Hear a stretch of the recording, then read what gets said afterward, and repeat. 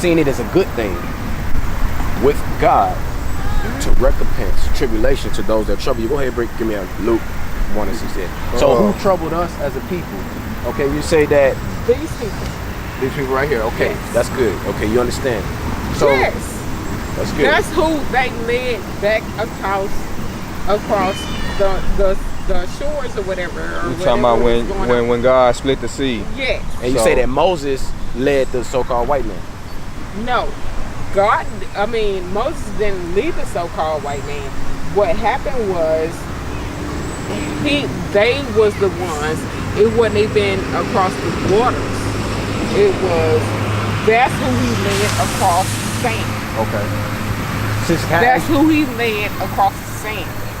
But let me let you know something real quick. So it says it's a good thing when you have to recompense tribulation to them that trouble you. So let me just run over some things that I'm sure you already know. We were brought over here on slave ships in very terrible conditions. We was under the slave ship. Yes. Women had women and children and men defecated on each other and and all other type of bodily functions. Built up a whole country. Not disagreeing. Okay. We built this country, and that's why they said the Mexicans go, but we can stay. Say that again. The Mexicans go, but we can stay. After they made us fight to get their damn land. That's true in some parts. That's some true. parts, like in Texas, California areas. They live in the slums. I just the other day looked at the slums that they got. Okay. So at the end of the day, yes. Okay. That part I do agree with. That's part of the deception. All of what you got going on, I do agree with. Okay. So with that being said, go ahead. Baba Kushal, can you pull 28 and 40? What's that? 6. Deuteronomy. Yeah. Let's get with it, because I was born. I did Bible bowls. So I won them. All right. So look, us being fed to alligators. Yes, I know about that. Okay. I know. I'm just running. I know, but I want to run over this because that's the thing. I know they did the ultimate dirty work to us, and we built this country. Okay, so what we supposed to be doing in these last days is crying out to the Most High for justice, crying out for. Hey, I do it every day. I sit on my patio every day. This is the book of Deuteronomy, chapter 28, verse 46. And they shall be upon thee for a sign and for a wonder upon thy seed forever. Yep. You see, they're supposed to be on these curses. So go ahead, give her 15. Deuteronomy chapter 28, verse 15. I've been there, done that. You can. But it shall come to pass, if thou wilt not hearken unto the voice of Yahweh thy power, to observe to do all his commandments and his statutes which I command thee this day, that all these curses shall come upon thee and overtake thee. So sis, what am I telling you in these last days? What I'm telling you is... We supposed to go on and take this whole country over, and it's going to be... But we got to do it righteously. Exactly, we got to come back to the laws, statutes, and commandments of the Most High. Let me tell you okay, yes. We coming back to the most statute and the righteous and the Most High. Okay. I sit here and I meditate on my porch every morning. Okay. And I talk to God. I have a personal conversation with God. Don't get it twisted. Chapter 3, verse 4. So look, it says right here. You said that until you hearken. It says you hearken and follow. Hearken. So that means listen. Turn from your wicked ways. It says in Jeremiah chapter 5, verse 3. O Lord, are not thine eyes upon the truth?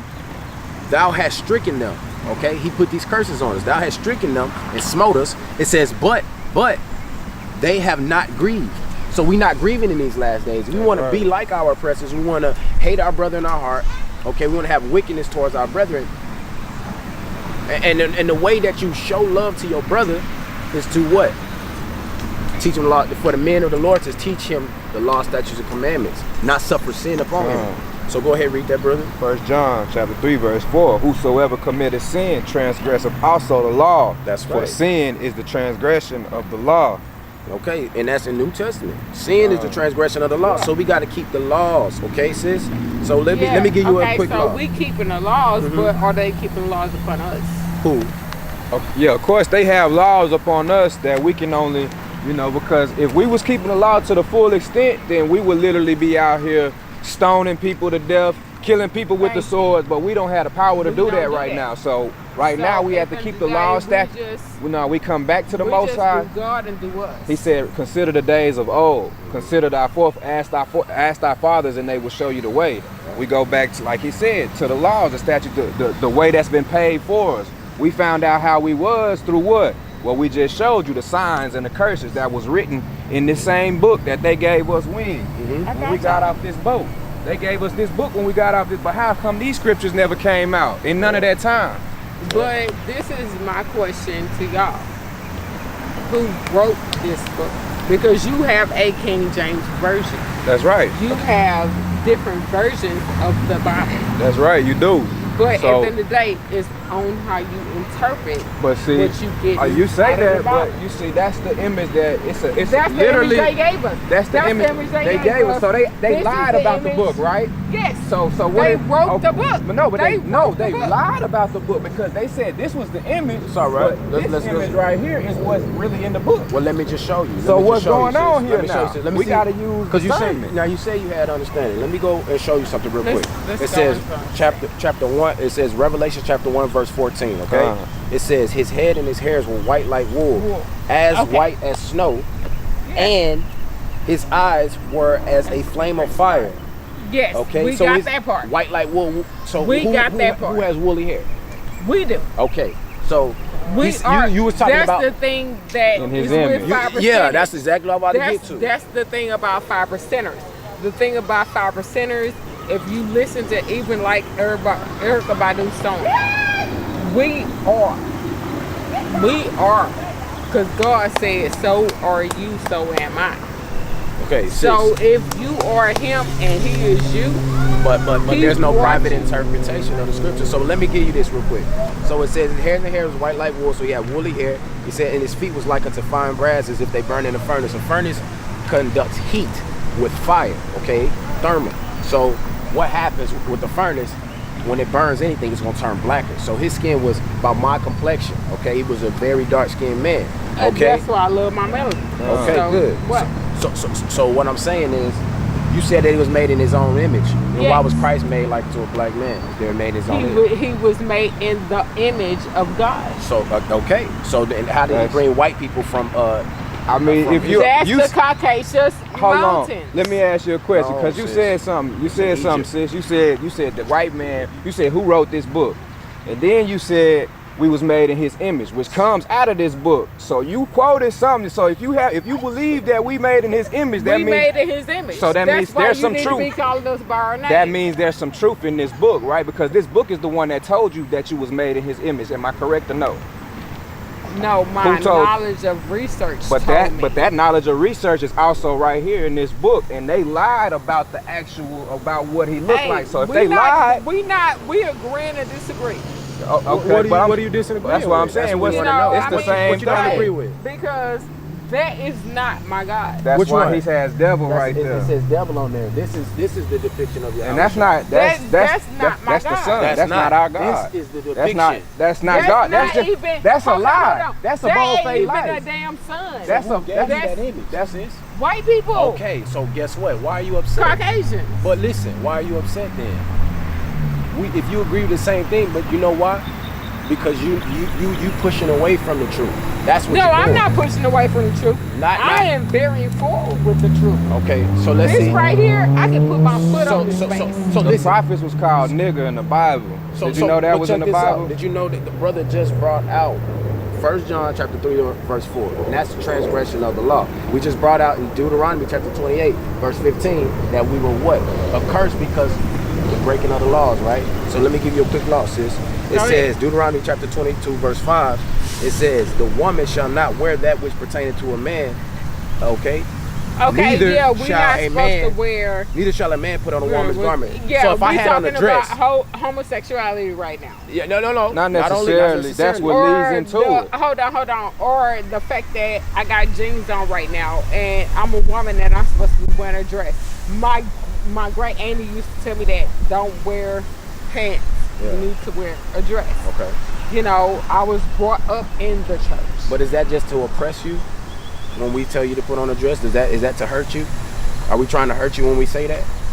No, it's the man is supposed to wear the pants of the house, and a woman is supposed to take care of the house. Just to have a little bit of understanding, but let me tell you, let me take it a little bit further.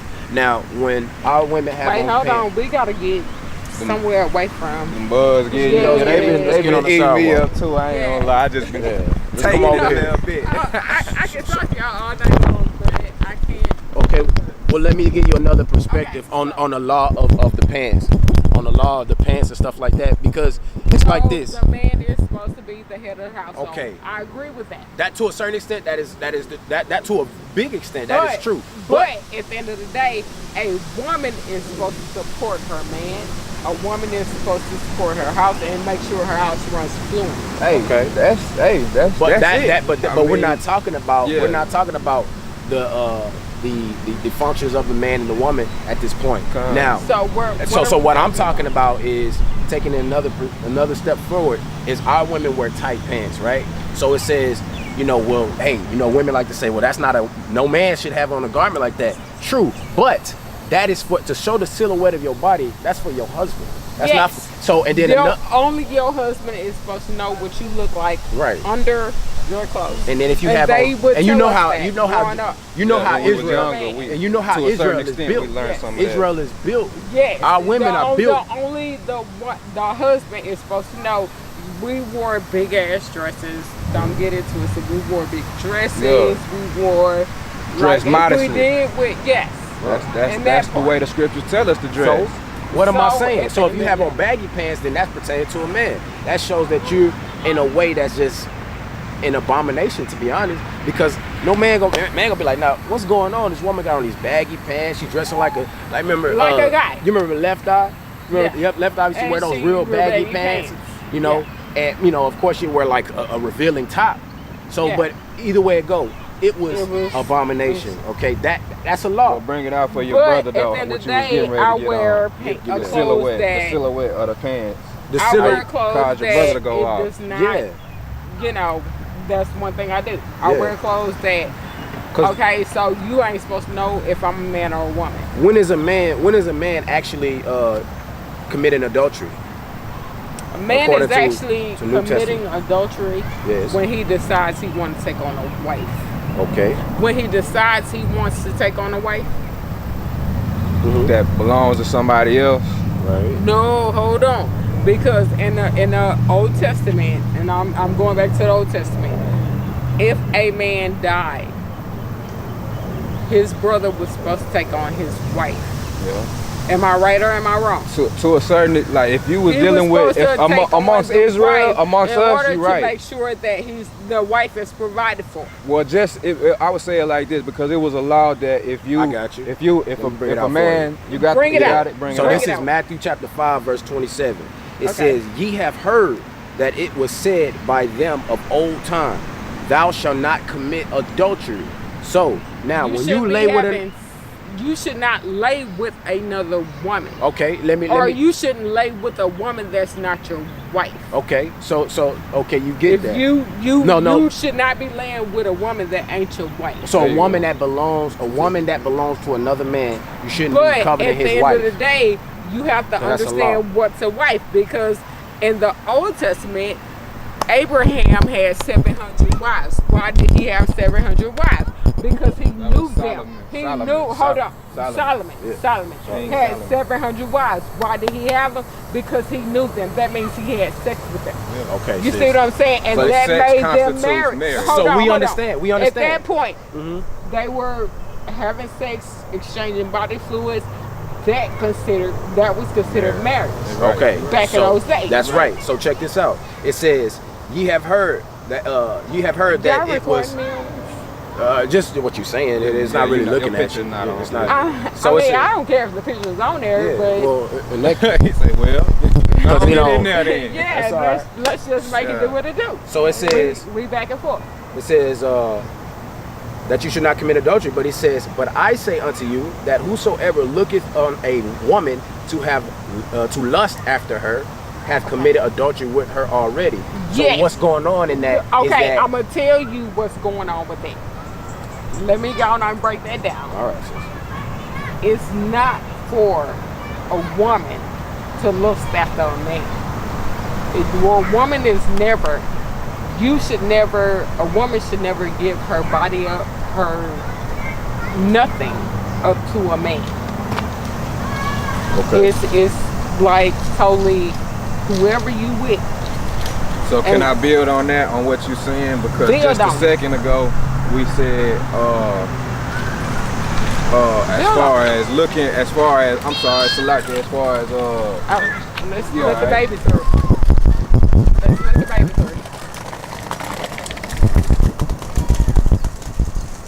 So, what was that you said? Go ahead. Yeah, you can walk through it. What was that? Y'all just make me need a whole cigarette and y'all got the bottles out. No, don't pull out no cigarette, sis. You gonna fire your body. I'm about to pull it out. Don't pull out no cigarette, sis. You know the scriptures say that he'll abide in you, right? And I'm gonna bring y'all something about strong drink as well after the brother finish up. Go ahead. Y'all kind of made me forget my thought, y'all. Alright, oh, come on, baby. I think he's just trying to listen. I think he's just being when you were saying that, when we brought out a woman should not wear that which pertained to a man, you know, you were saying because a man, you agree with brother when he said that a woman should not. Well, that a brother, nobody should be able to see a woman's silhouette and what she's wearing. So. A woman should never know. A man should never know. Yeah, only her husband should know that, right? So she got. So what he's bringing out right here is just saying that okay, so if you wearing things that pertain to a man's, like pants, for example. Now we're not talking about just you. We're just talking in general. Yeah. You know, because if a woman and she wears pants and a man's able to see her silhouette and he's able to lust after her, he's lusting after what he sees, right? So, and that is right there in the fact that that's why this law is good for both of us. Yeah. For the nation. Yeah. This is why when we have these type of problems. The man has nothing to desire anymore. I mean, if